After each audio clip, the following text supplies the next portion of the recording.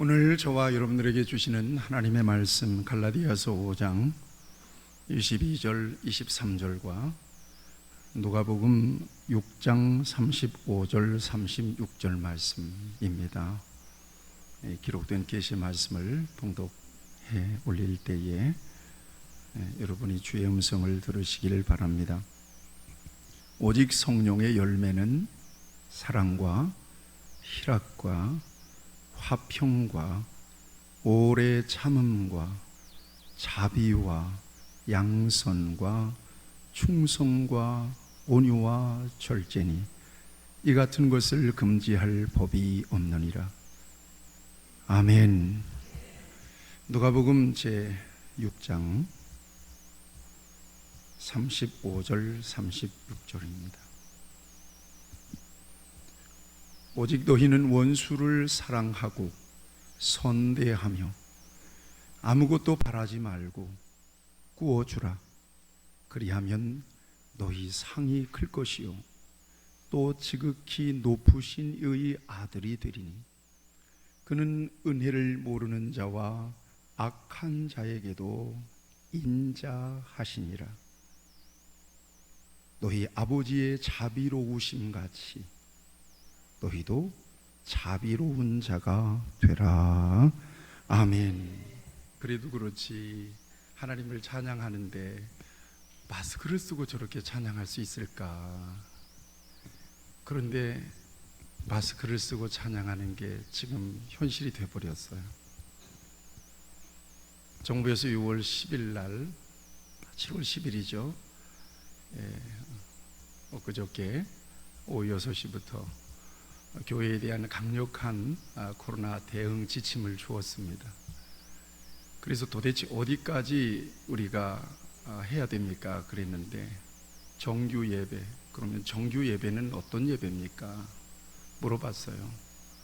그런데 주일 예배, 수요 예배, 새벽 예배까지. 또 물어봤어요. 목사님은 설교할 때 마스크를 써야 합니까? 벗어도 됩니까? 목사님은 벗어도 됩니다. 이렇게 자세하게 주었습니다. 긴 곡을, 숨차는 곡을 마스크를 쓰고 이렇게 하나님 올려드렸는데 우리 찬양대를 축복하면서 박수 한번 했으면 좋겠습니다. 감사합니다.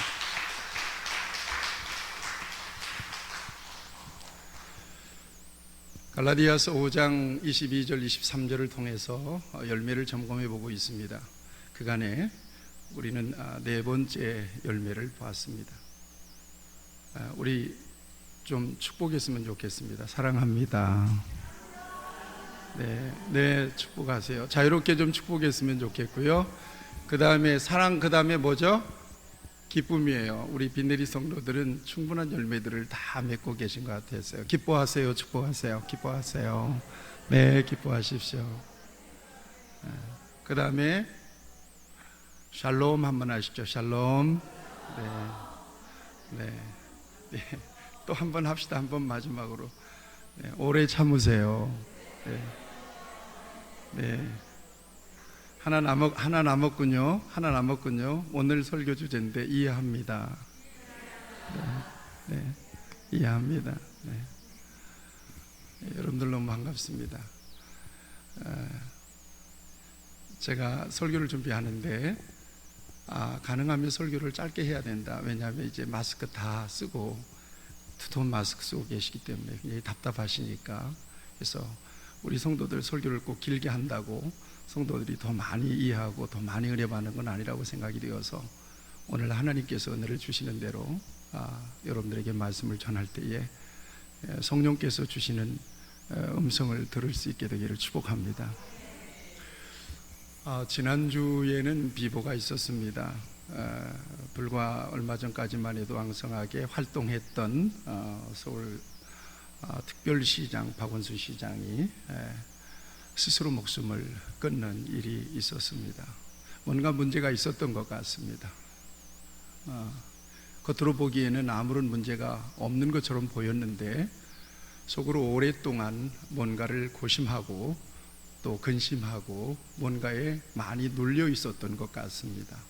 이것들을 누군가에게 이렇게 해소하고 또 이렇게 발산을 할 수 있었더라면 충분히 방어할 수 있었을 텐데 혼자 그렇게 고심하다가 결국 스스로 목숨을 버렸습니다. 저는 마지막 죽음을 향하여 걸어가는 검은옷 등산복 차림의 박원순 시장을 보면서 매우 안타까운 마음을 가졌습니다. 그 곁에는 많은 사람들이 있었을 것이고 특별히 종교의 지도자들, 저는 SNS 소통을 주로 목사님들과 주로 많이 하기 때문에 개중에는 박원순 시장과 함께 사진을 찍은 것도 올라오고 예수님을 추억하면서 서로 이렇게 하트하면서 이렇게 반갑게 만나는 사진들, 그러면서 안타까움을 이렇게 피력하는 내용들이 올라왔어요. 종교 지도자들, 그 많은 유력한 사람들이 그 주변에 있었는데도 그가 고심하고 놀려 있었던 그의 마음을 그 누구에게도 풀어내지 못하고 결국 혼자 안고 고민하고 고심하고 우울한 마음을 가지고 있다가 결국은 세상을 등져버리고 말았습니다. 참 안타깝습니다. 누군가에게 공감을 받는다는 것, 이것은 분명히 큰 힘이 되고 동기부여가 되고 위로가 됩니다. 왜 요즘 SNS에 열을 올릴까? 사람들이 어쩌면 사람들로 하여금 공감과 반응을 받는 것으로서 자신의 존재감과 자존감을 확인하려고 하는 그 같은 심리 때문이 아닐까 하는 생각을 해봅니다. 그만큼 인간은 완전한 존재가 아니다, 불완전한 존재다. 그 누군가에게서 격려를 받고 위로를 받고 인정과 공감을 받아야만 온전하게 살아갈 수 있는 그런 존재가 바로 인간이 아닐까 하는 것입니다. 아무리 대단한 사람이라 할지라도 그 같은 공감과 동정을 받아야 하는 것은 마찬가지. 야, 저런 사람에게도 위로가 필요할까? 그저 완벽하게 사는 사람 같은데 저 사람도 외로울까? 저 사람도 힘들까? 그런데도 예외 없이 인간은 그 누군가로부터 격려와 지지와 응원과 동정이 필요한 존재. 어쩌면 다른 사람보다 유별나게 높이 있기 때문에 그 사람은 더 동정이 필요할 수도 있다. 더 유명하기 때문에. 우리 박 권사님 같은 누구도 못 만나잖아. 자유롭게 만나질 못해. 대중교통을 이용하더라도 다 가리고 가야 돼요. 대중 앞에서는 화려하게 등장하지만 혼자는 외롭단 말이에요. 그러고 보면 믿음을 가졌다는 것이 얼마나 귀한 복이냐. 다른 건 다 차치하고라도 누구에게도 말 못하는 마음을 털어놓을 수 있는 대상이 있다. 여러분, 이게 복입니다. 그 어떤 비밀이라도 사람들에게 얘기하면 다 새나가지만 어떤 비밀이라도 다 털어놓고 얘기할 수 있는 대상을 가졌다는 것, 보통 복이 아닙니다. 울고 싶을 때 퍼지게 울고 하소연하고 싶을 때 하소연하고, 그 누군가가 내 깊은 속에 있는 내막을 다 쏟아낼 수 있는 대상을 가졌다는 것, 이게 얼마나 큰 복이냐. 그분이 누구시죠? 하나님이십니다. 하나님이십니다. 제가 많이 부족하지만 목사로서 일생을 살면서 저는 스스로 나는 목사다 하는 생각들을 주로 많이 하고 삽니다. 저도 인간인지라 부족한 면들이 많은데 가능한 면 부족한 모습을 우리 성도들과 다른 사람에게 들키지 않으려고 굉장히 노력합니다. 완전하지가 않습니다. 걸리지 않으려고 노력합니다. 발각되지 않으려고 노력합니다.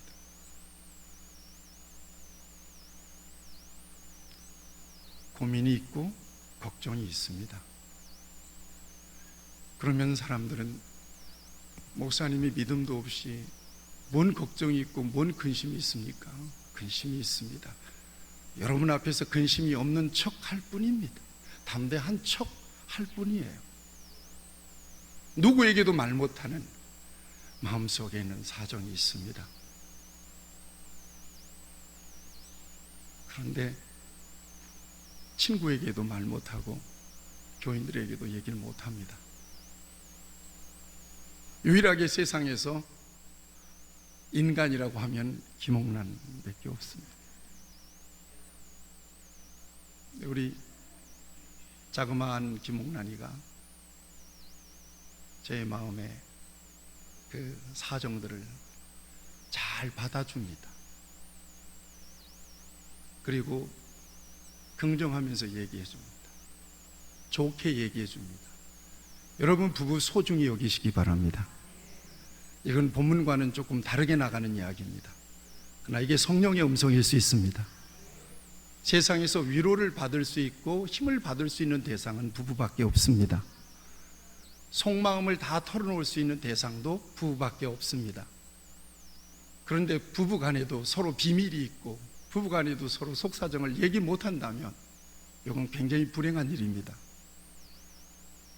그런데 간혹 저는 목사로서 사모에게 부담이 될까 봐서 말 못하는 근심도 있습니다. 왜 나만 혼자 걱정하면 되는 건데 저 사람에게까지 부담을 주냐. 그래서 얘기 못합니다. 그런데 저에게는 하나님이 계십니다. 우리 같이 고백합시다. 나에게는 하나님이 계십니다. 아멘. 하나님께는 그 어떤 고민도 갈등도 다 얘기할 수 있습니다. 제가 지난주에도 하나님 앞에 퍼지게 얘기했습니다. 아주 근본적으로 얘기했습니다. 말씀을 드렸습니다. 장시간 말씀을 드렸습니다. 어떻게 되는 겁니까? 물어봤습니다. 아주 어린아이처럼 질문을 해봤습니다. 정말 내가 믿음이 있는 겁니까? 없는 겁니까? 요것까지도 다 얘기해봤습니다. 내 안에 주님이 계십니까? 안 계십니까? 요것까지도 다 얘기해봤습니다. 그런 얘기해도 하나님은 전혀 문제 삼지 않으십니다. 그럴 때마다 하나님은 언제나 다 들으십니다. 그리고 내 편에서 내 편이 아니에요. 나는 목사로서 성도들의 상담을 들으면서 내가 그에게 무슨 말을 할까를 생각하는데 하나님은 내가 무슨 말을 하더라도 온통 나에게 모든 하나님의 감정을 완전히 이입시켜서 내 마음속의 고민을 컴패션 하세요. 공감해 주세요. 이해해 주세요. 이것이 우리의 굳은 마음을 풀어주시는 하나님의 방법 같아요. 이것이 우리를 대하시는 하나님의 방법이에요. 그리고 용기를 주세요. 그 힘으로 일어나는 거예요. 이 같은 하나님의 성품을 우리는 자비라고 해요. 자비예요. 긍휼이라고 하는 말과 비슷해요. 제가 사전적인 의미로 자비라고 하는 말을 찾아봤더니 이래요. 크게 사랑하고 가엾게 여김, 이렇게 되어 있어요. 크게 사랑하고 가엾게 여긴다. 영문으로는 merciful이라 그러는데 이거는 불쌍히 여기는 것과 굉장히 가까워요. 동정하는 거예요. 동정해 주는 거예요. 이해해 주는 거예요. 받아주는 거예요. 상대방의 입장을 공감하고 동정하는 마음을 나타내는 것, 이게 자비예요. 이게 하나님의 성품이에요. 이게 저와 여러분들의 하나님이에요. 따뜻하잖아요.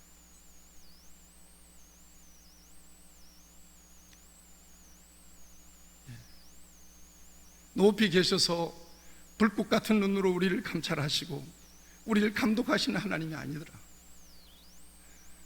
우리를 너무나 잘 아시고 우리의 마음속으로 깊이 들어오셔서 무엇이 문제인지를 살펴서 그대로 있는 모습 그대로예요. 고치려고 하지 않으세요. 있는 모습 그대로 받아주시고 인정하시고 그리고 세워주시고 격려해 주시고 힘을 주시는 하나님이 바로 저와 여러분들이 믿는 하나님이요 자비하신 하나님이십니다.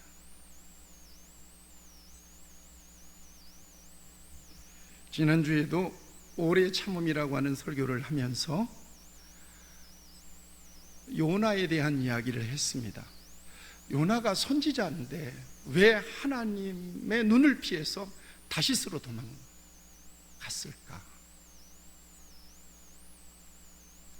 요나는 하나님의 성품을 너무나 정확하게 이해했어요. 전 양반은 아무리 잘못했어도 아무리 화가 났어도 잘못했어요, 용서해 주세요 그러면 틀림없이 용서하시는 분이다. 나는 아니야. 나는 하나님이 그렇게 용서해서 저놈들이 구원받는 거 너무나 싫어. 그래서 도망가다가 물속으로 들어가고 물고기 뱃속에서 사흘 동안을 죽도록 회개하고 다시 웩 구역질해가지고 물고기가 토해내는데 니누웨의 해변에 토해진 거예요. 그리고 하룻길을 걸어가면서 회개를 선포했는데 아니나 달라요. 왕부터 짐승에 이르기까지 금식하면서 회개하는 거예요. 너무나 기분이 안 좋았어요. 그들이 구원받는 것을 보고 요나가 이렇게 얘기해요. 이것이 하나님에 대한 요나의 지식이었어요. 여호와께 기도하여 이르되 여호와여 내가 고국에 있을 때 이러하겠다고 말씀하지 아니하였나이까? 이럴 줄 알았습니다 이 말이에요. 그러므로 내가 빨리 다시스로 도망하여 싸우니 그래서 내가 도망간 겁니다. 주께서는 은혜로우시며 자비로우시며 노하기를 더디하시며 인애가 크시사 뜻을 돌이켜 재앙을 내리지 아니하시는 하나님이신 줄을 내가 알았습니다. 이 말이에요. 내가 그럴 줄 알았습니다. 내가 하나님은 그런 분인 줄 알았습니다. 틀림없이 내 마음이 맞았습니다. 잘못했다고 용서하면 틀림없이 당신은 용서하실 분이셨습니다.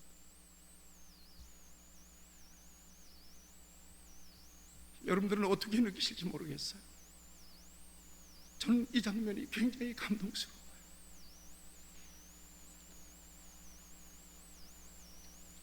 다윗은요, 왜 이렇게 하나님은 연약한 인생에 대해서 자비로우실까? 그렇게 자기 자신을 완전히 허용해 주실까? 하나님이 이렇게 바라보시는구나. 제가 그 성경 구절을 찾아내고 이래서 하나님이 우리를 그렇게 불쌍히 여겨주시는구나. 말씀을 준비하는 게 가운데 얼른 이 말씀이 스쳐서 찾아봤더니 이 말씀이에요. 여호와는 긍휼이 많으시고 은혜로우시며 노하기를 더디하시고 인자하심이 풍부하시도다. 자주 경책하지 않으시고 자주 혼내지 않는다는 거예요. 노를 영원히 품지 아니하시리로다. 노를 영원히 품지 않는데요. 우리의 죄를 따라 우리를 처벌하지 아니하신대요. 얼마나 관대하신 하나님만 묵상하고 있는지 모르겠어요. 우리 죄악을 따라 우리에게 그대로 갚지 아니하셨으니 이는 하늘이 땅에서 높음같이 그를 경외하는 자에게 그의 인자하심이 크심이라.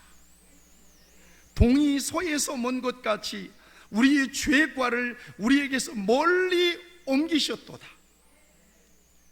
아버지가 자식을 긍휼히 여김같이 여호와께서는 자기를 경외하는 자를 긍휼히 여기시나니, 불쌍히 여겨주시나니. 14절이에요. 이는 그가, 따라합시다, 우리의 체질을 아시며 우리가 단지 먼지뿐임을 기억하심이로다. 우리의 체질을 아세요.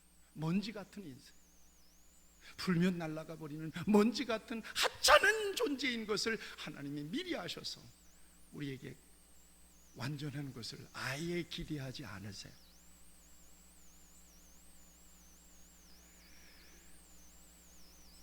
이 같은 하나님의 긍휼의 마음을 우리는 신약 성경, 우리가 익히 잘 알고 있는 탕자의 비유를 통해서 다시 확인해 볼 수 있습니다. 아버지가 거짓골을 하고 돌아오는 자식을 먼저 봅니다. 그리고 이에 일어나서 아버지께로 돌아가니라. 아직도 거리가 먼데 아버지가 그를 보고 측은히 여겨. 이게 바로 긍휼이에요. 이게 바로 자비예요. 측은히 여겼다는 거예요. 측은히 여겼다는 거예요. 측은히 여기시는 은혜가 있기를 축복합니다. 측은히 여기는 거예요. 측은지심이라고 하는 말이 불교에만 있는 줄 알았더니 먼저 하나님이 쓰셨어요. 측은히 여겨. 달려가 목을 안고 입을 맞추니. 여러분, 이게 로마서 5장 8절에서 우리가 아직 죄인 되었을 때에 하나님께서 그리스도 예수를 통해서 저와 여러분들을 구속하셨으니, 그러므로서 하나님의 사랑을 증거하셨으니, 이 같은 하나님의 마음을 고스란히 탕자를 끌어안는 아버지의 모습을 통해서 보여주신 거예요. 측은히 여겼다. 영문으로 보면 compassion for him 이렇게 되어 있어요. compassion이라고 하는 말은 측은히 여겼다는 말, 동정했다는 말이에요. com이라는 말은 함께라는 말이고, 패션이라고 하는 말은 고통이에요. 같이 고통했다는 거예요. 이게 공감이라는 말이에요.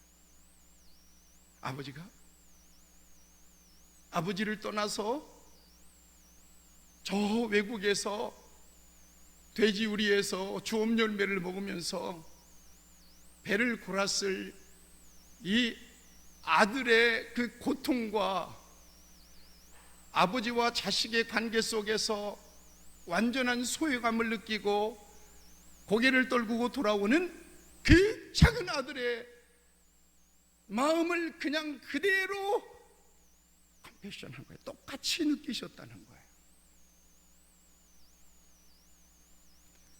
이게 바로 자비예요. 성경을 통해서 보면 이 같은 하나님의 성품을 우리는 너무나도 쉽게 발견할 수가 있습니다. 이스라엘 백성들이 430년 동안 노예 생활을 했어요. 얼마나 엄청난 바로의 이 폭정이 있었는지 몰라요. 극한 노동을 시켜 숫자가 불어나니까 산화 제한을 해요. 그것도 안 되니까 남자들 사내 아이 태어나면 전부 다 산파를 통해서 죽이려고, 안 죽인 것은 다 날강에다 수장을 시켜버렸어요. 여러분 생각해 보세요. 아이를 낳는데 아들을 낳았어요. 저기 나은이가 있네요. 나은이는 그때 태어났으면 살았습니다. 네.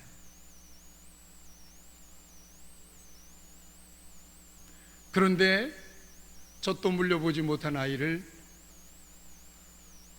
3세 이하 아이들을 전부 다 갖다가 나이당에 바친다. 여러분, 이때의 자식의 부모들의 그 통곡 소리가 하늘에 사무쳤을 거란 말이에요. 그러면 하나님이 어디 계십니까?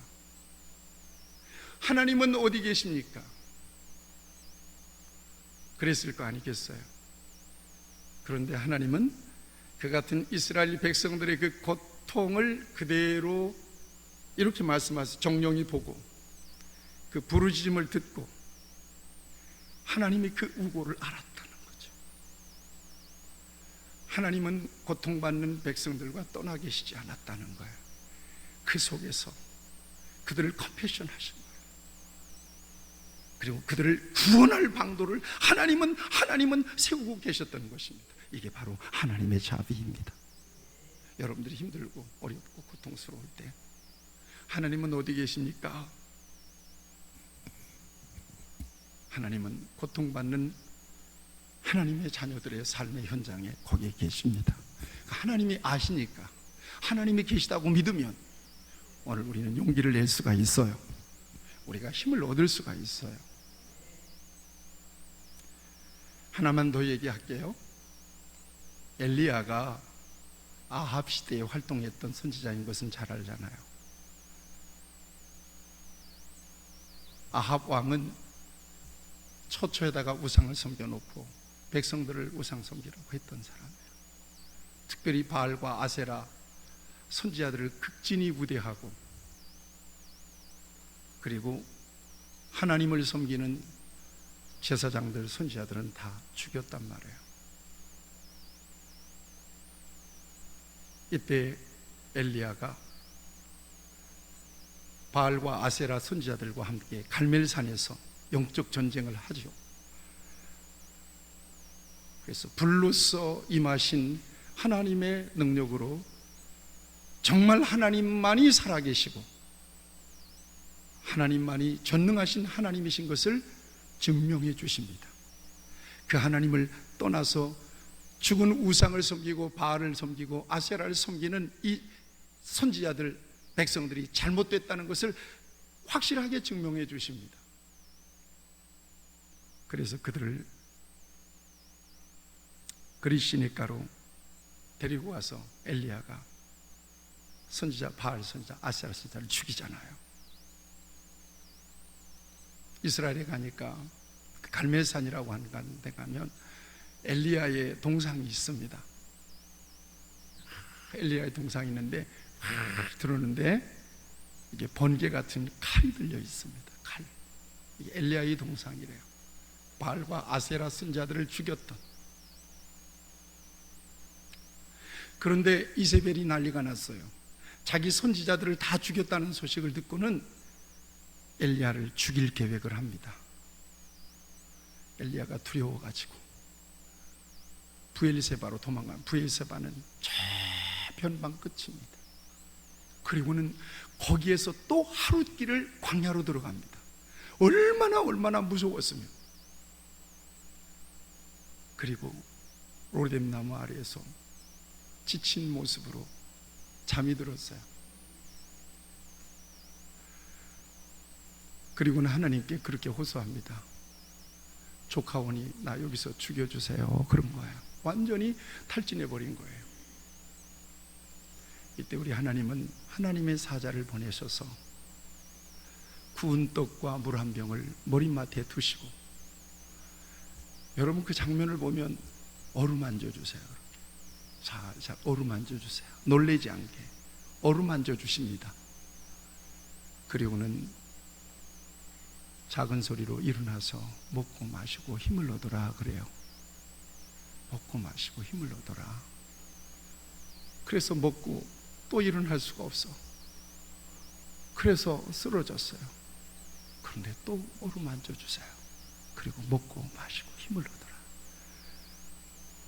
그래서 거기에서 하나님이 마련해 놓으신 떡을 먹고 물을 마시고 40일을 걸어서 호렙산으로 갑니다. 그리고 호렙산에서 바람과 지진과 불 가운데서 들리는 세미한 하나님의 음성을 듣죠. 그리고는 하나님의 구원의 역사를 완성해 가는 것을 성경은 증거해 주고 있습니다.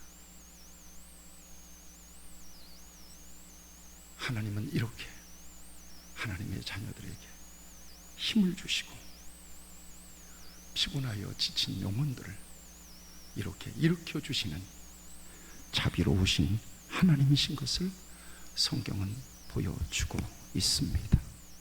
사랑하는 여러분, 때때로 어렵고 지치고 힘들 때, 삶이 버겁고 힘들 때 하나님은 여러분과 함께 계시며 여러분들을 동정하시고 위로하시고 구원해 주시는 자비하신 하나님이심을 믿으시기 바랍니다. 이것이 연약한 인생을 바라보시는 하나님의 마음이고,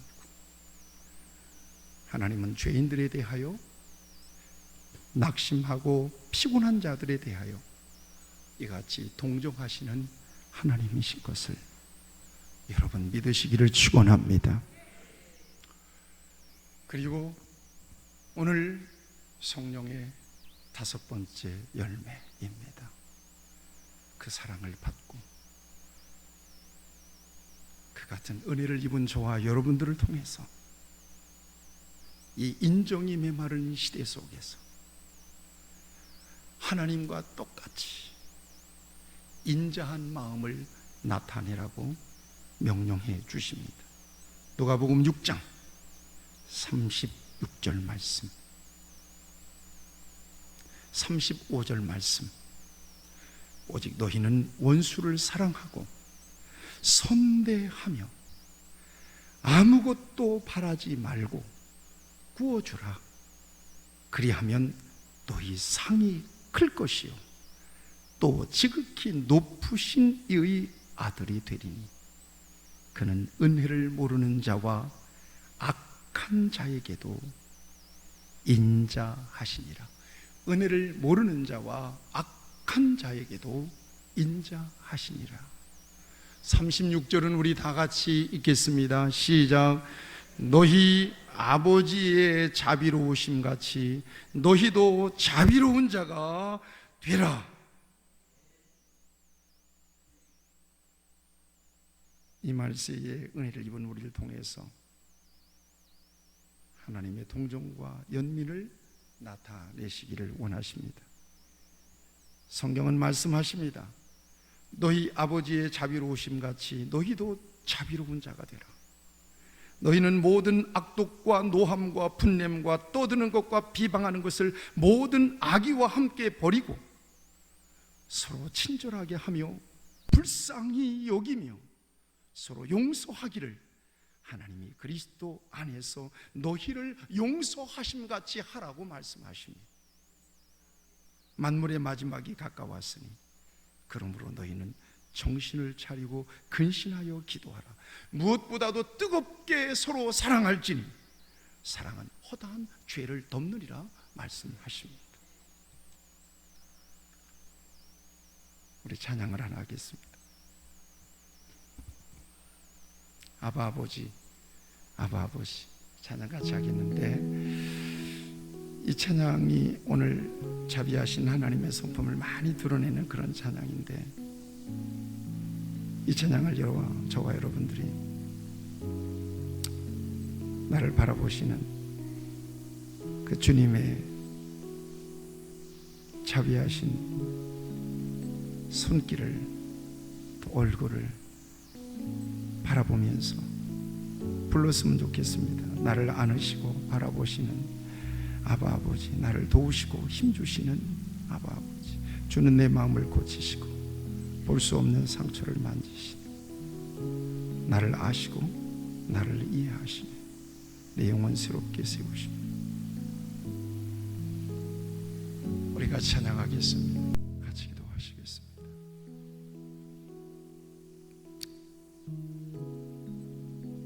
나를 너무나 잘 아시는 우리 하나님이 나를 티끌로, 나를 먼지로, 그래서 나의 연약함을 너무 잘 아시기 때문에 나에게서 무슨 완전함을 기대하기보다 있는 모습 그대로 나를 바라보시고 나를 세워주시고 나를 일으켜주시고 다독여주시고 힘을 주시고 용기를 주시고 소망을 주십니다. 이 하나님 때문에 우리는 힘을 얻고 이처럼 용기를 가지고 살아갈 수가 있습니다. 하나님이 우리를 사랑하시는 결정적인 증거는 내 안에 우리 주님이 계시다는 것입니다. 여러분 안에 주님이 계시다는 것입니다. 여러분이 이처럼 하나님을 예배하고 있다는 것입니다. 우리를 불쌍히 여겨주시고 측은히 여겨주시고 우리를 공감해 주시고 우리를 동정해 주시는 하나님이 오늘 저와 여러분들을 붙드시고 은혜를 베풀어 주십니다. 연약함이 있고 부족함이 있더라도 하나님 우리를 책망하지 않으시고 인정해 주시고 우리를 붙드시고 복을 주시는, 힘을 주시는 우리 하나님을 이 귀한 시간에 다시 한번 우리의 마음 깊이 모시고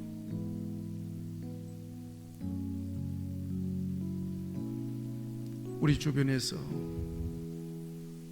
그 누군가가 고통 중에 있는 사람 곁에서 그들을 위로하고 그들에게 하나님과 똑같은 자비와 사랑을 나타내며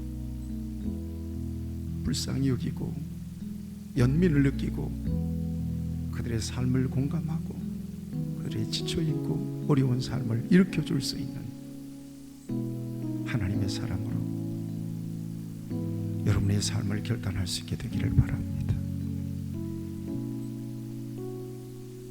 잠시 말씀을 묵상하며 기도하십시다.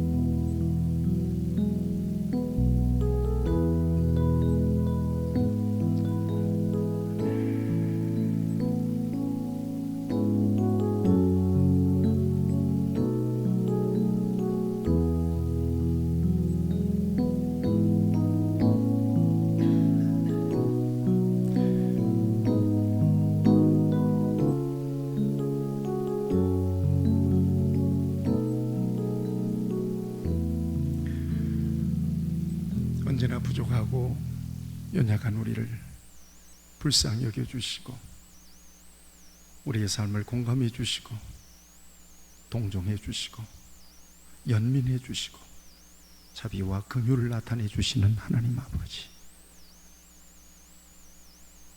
오늘 이 말세에 사랑이 식어진 이 시대에, 이 메마른 시대에 우리 안에 계신 하나님의 자비와 긍휼과 동정으로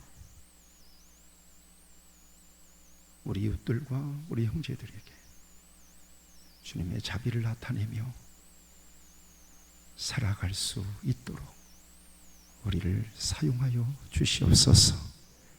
너희 아버지의 자비로우심같이 너희도 자비로운 자가 되라. 오늘 이 말씀에 우리의 신비에 새겨져서 자비한 하나님의 성품을 드러내며 그 같은 삶을 열매로 나타내며 하나님 앞에 영광이 되고 기쁨이 될 수 있도록 우리를 사용하여 주시옵소서. 예수님의 이름으로 기도하옵나이다. 아멘.